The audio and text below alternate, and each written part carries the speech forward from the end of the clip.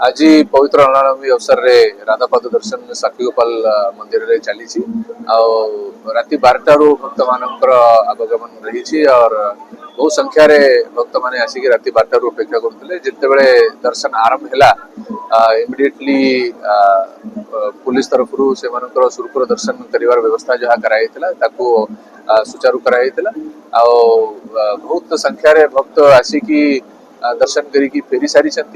आहरी भक्त जो मैंने आसुचंती से मानकर दर्शन केमती जल्दी से जल्दी हो पारिबो ता ऊपर आम तरफ ध्यान दिया होची। टोटल हमर 25 प्लेटून फोर्स एंगेज हेची अरेंजमेंट रे क्राउड मैनेजमेंट और ट्रैफिक मैनेजमेंट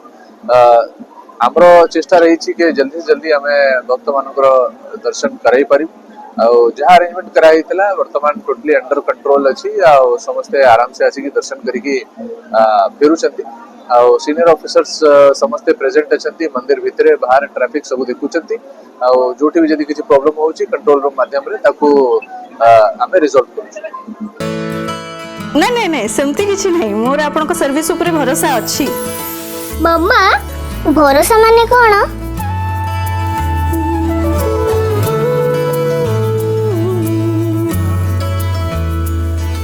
पात्र इलेक्ट्रॉनिक्स संपर्क एक भरोसार